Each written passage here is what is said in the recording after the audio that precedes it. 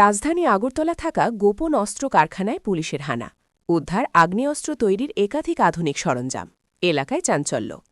রাজধানী আগরতলা শহরে ফের আতঙ্কের ছায়া। এবার শহরের বুকেই গোপনে চলছিল আগ্নেয়াস্ত্র তৈরির কাজ। আমতলী থানার পুলিশের এক চাঞ্চল্যকর অভিযানে ফাঁস হয়ে গেল সেই নেটওয়ার্ক। গোপন সূত্রে পাওয়া নির্ভরযোগ্য তথ্যের ভিত্তিতে হাপানিয়া সবুজপল্লী এলাকায় অভিযান চলায় আমতলী থানার পুলিশ। অভিযান চলাকালীন বলবীর সিং ওরফে বিট্টু সিংয়ের বাড়ি থেকে পিস্তল তৈরিতে দামোহিত একাধিক আধুনিক যন্ত্রাংশ, ধাতব সরঞ্জাম ও প্রযুক্তি নির্ভর উপকরণ উদ্ধার করা হয়। পুলিশের প্রাথমিক অনুমান, এই বাড়িতেই নীরবে চলছিল অবৈধ আগ্নেয়াস্ত্র তৈরির কার্যক্রম। হঠাৎ পুলিশের তল্লাশিতে এলাকায় ছড়িয়ে পড়ে চাঞ্চল্য। সাধারণ মানুষের মধ্যে তৈরি হয় আতঙ্ক ও কৌতূহল। আরও চাঞ্চল্যকর তথ্য সামনে এসেছে তদন্তে। অভিযুক্ত বলবীর সিংয়ের বিরুদ্ধে আগে থেকেই রয়েছে একাধিক গুরুতর অভিযোগ।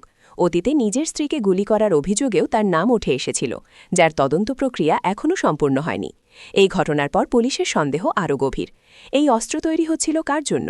কোথায় সরবরাহ করা হতো এই আগ্নেয়াস্ত্র? এর পেছনে রয়েছে কি কোনো বড় অপরাধ চক্র?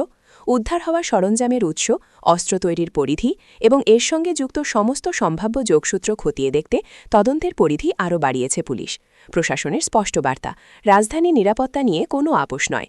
অবৈধ অস্ত্র ও অপরাধ চক্রের বিরুদ্ধে এভাবেই চলবে কড়া অভিযান। সন্ধ্যা নাগাদ আমতলী পিএসের কাছে একটা খবর আসে যে কার্তিক চৌমুনি, সেখানে যে বলবীর সিং ওনার বাড়িতে আর্মস জাতীয় কিছু জিনিস আছে। তো অ্যাকর্ডিংলি ইমিডিয়েটলি এই খবরটা পাওয়ার সঙ্গে সঙ্গে আমতলী পিএস থেকে team under the leadership of sub inspector Mrinal Pal ওইখানে যায়।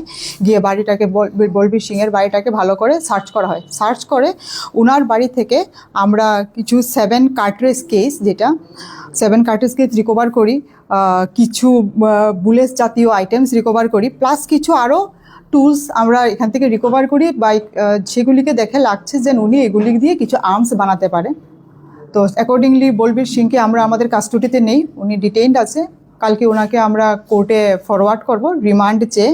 আর বাকি যে আইটেমসগুলি আমরা রিকভার করেছি ওইগুলিকে আমরা ফরেন্সিক ল্যাবরেটরিতে পাঠিয়ে এগুলি কীভাবে এবং কী কাজ এগুলির সেটা আমরা রিপোর্ট নেব।